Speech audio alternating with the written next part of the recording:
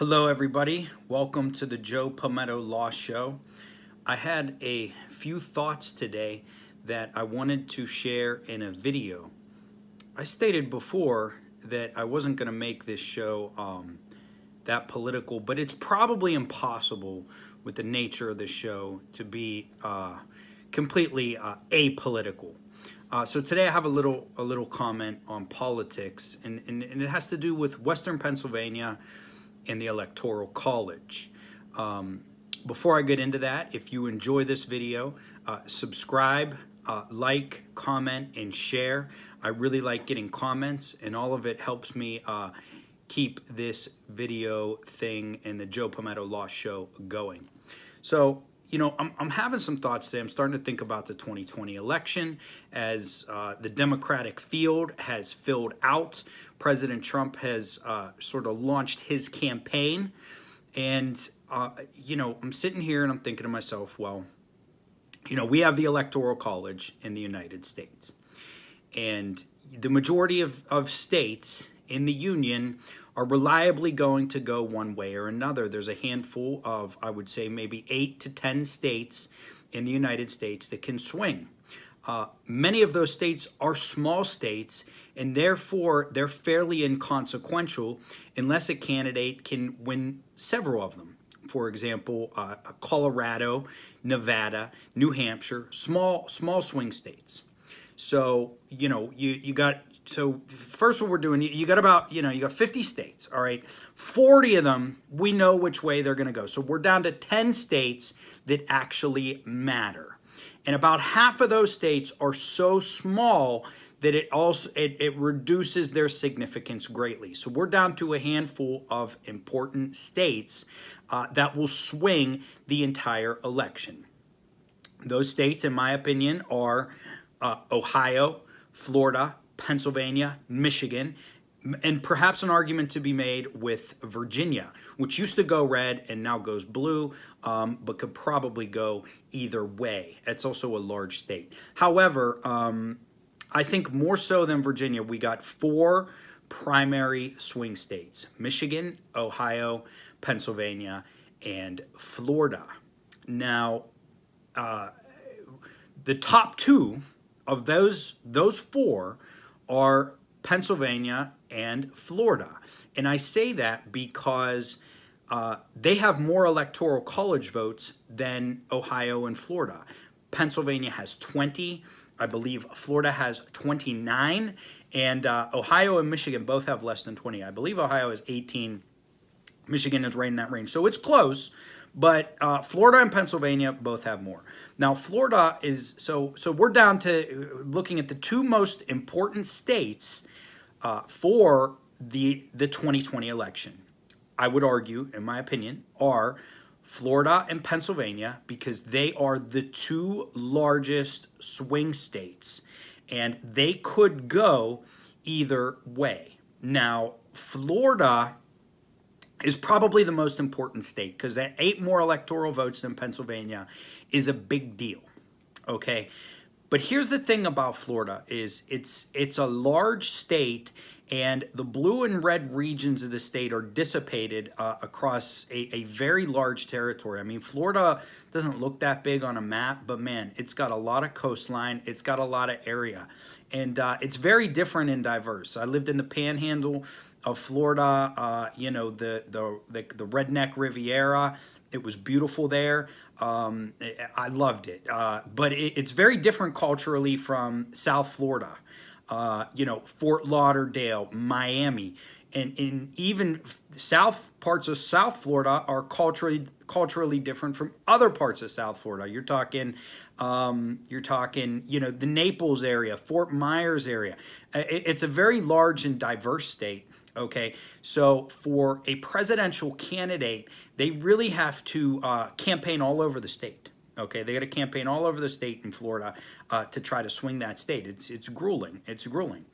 Whereas Pennsylvania, okay, the saying goes, Philadelphia on one side, Pittsburgh on the other, and Alabama in the middle. And for those of you who don't know, I'm born and raised Pittsburgher, Pennsylvanian, lived here my entire life except for the 4 years that I was in the United States Air Force. I love this state. I love this region of my state, Western Pennsylvania and Pittsburgh. So getting back to the Electoral College, okay, to win Florida, you really need to appeal across the entire state. Pennsylvania, though, is very liberal in the Philadelphia metropolitan area, which is on the far eastern side of the state, and is very conservative throughout essentially the rest of the state of Pennsylvania, except for Pittsburgh. The city of Pittsburgh is on the farthest most western point of the state, the southwestern point of the state. Okay, and it's in a county, it's called Allegheny County, which is a very large county, okay? And Pittsburgh is reliably Democratic. However, the counties around Pittsburgh are swing counties. And as far as electoral college, as far as winning a state, a candidate has to win counties. Okay, the candidate has to rack up counties in that state in order to win the state. Okay, I can't explain it in full detail, but my understanding is that a portion, you know, when you win a county, it's about winning the most counties, okay, is what it comes down to. I really can't get into that. I don't know the exact details of that, but it's not that important because last election, the 2020 election, the Democrats won a couple of counties in and around Philadelphia. They won one single county in Western PA, and that's Allegheny County, which contains Pittsburgh. Now, there's 5 or 6 counties that surround Allegheny County. Many of those counties used to go blue. And there were other counties in Pennsylvania that used to go Democrat. One of them is Cambria County, which is sort of in the middle of the state, but it's on the western side, has the city of Johnstown. John Murtha was the congressman there. It's my understanding he was sort of the political boss of Johnstown. Johnstown had steel mill presence, strong union presence for decades. Johnstown went blue. Johnstown went Democratic. The last 10 or 15 years, Johnstown has shifted hard right. Cambria County is now a solidly right-leaning county. There were other counties that used to go Democratic in Pennsylvania. Erie, which sits on Lake Erie, and it's in that little panhandle part of Pennsylvania that runs up into Lake Erie, is the city of Erie. Okay, the city of Erie used to be very, again, blue, Union, Democratic city and county. The last few presidential elections, solidly red. Everything goes red there, okay? They're congressmen, etc. So what you have is that dynamic in Pennsylvania that I talked about before, Philadelphia on one side, Pennsylvania on the other, and Alabama in the middle, was even stronger than it was when that saying started going around. Now you literally only have Philadelphia, a couple counties around there that go blue, and last election just Allegheny County. Now there's multiple counties around Allegheny County. You have Westmoreland County, you have Washington County, you have Fayette County, you have Beaver County, Butler County, Armstrong County. Okay, some of these counties used to go blue back when Erie went blue and Cambria went blue, and Obama won a couple of these counties.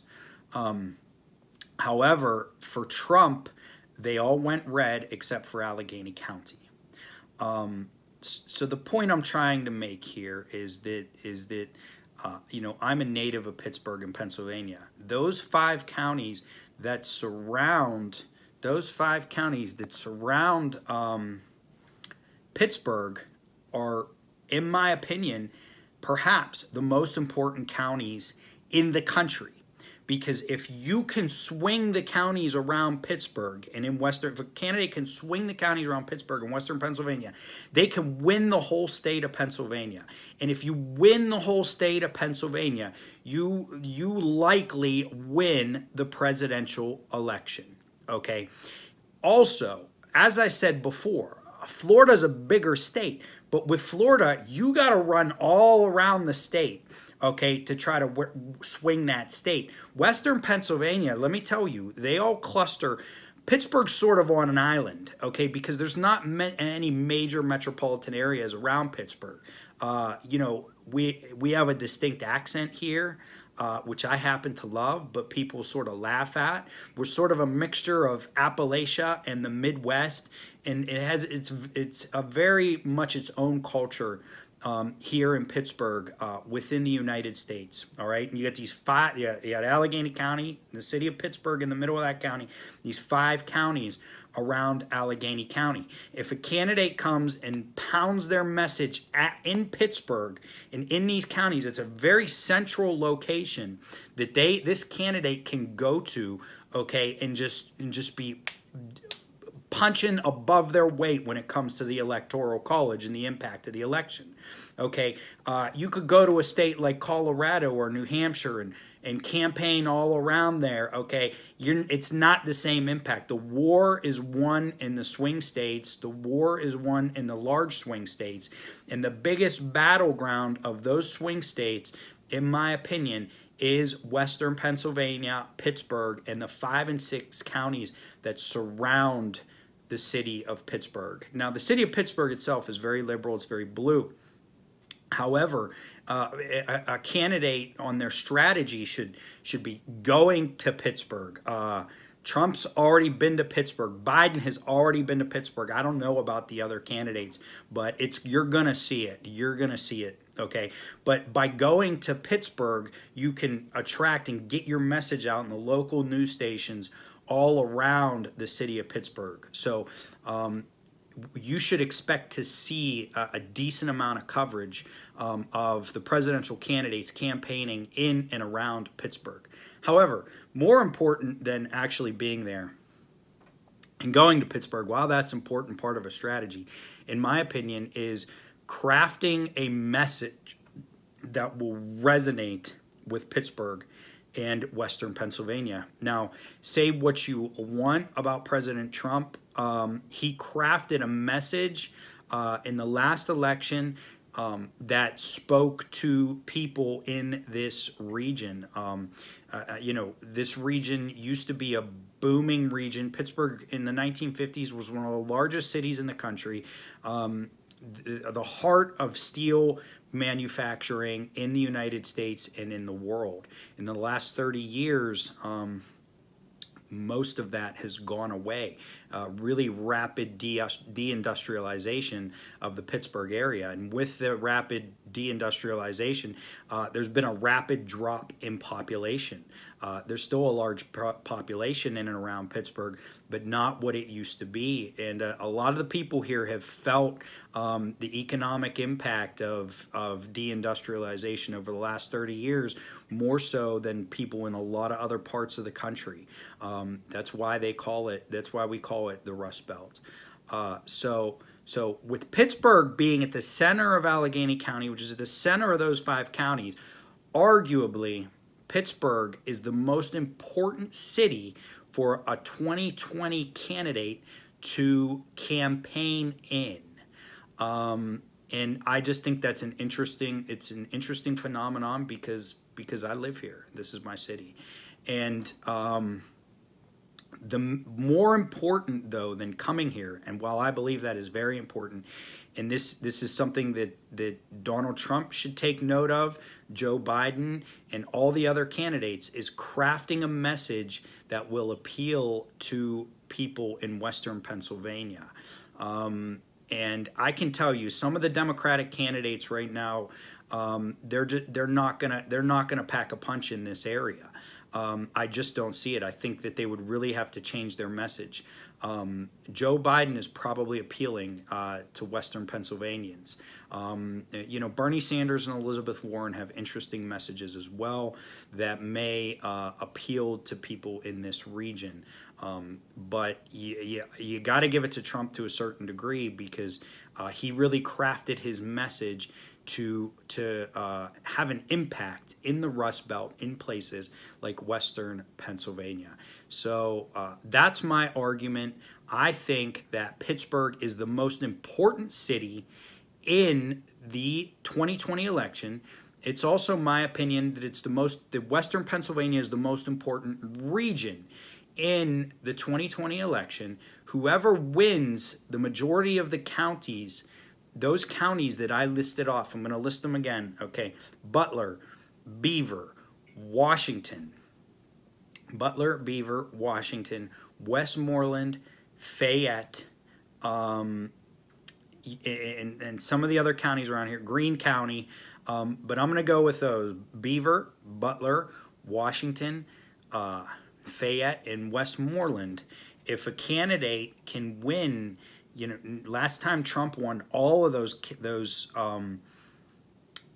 counties. If a Democratic candidate can swing a couple of those counties, they may be able to swing Pennsylvania, and by virtue of that, swing the entire election. So watch for that in this 2020 election coverage. Watch for the message that the candidates have, how they will craft that message to appeal to a region that has been impacted very much by deindustrialization.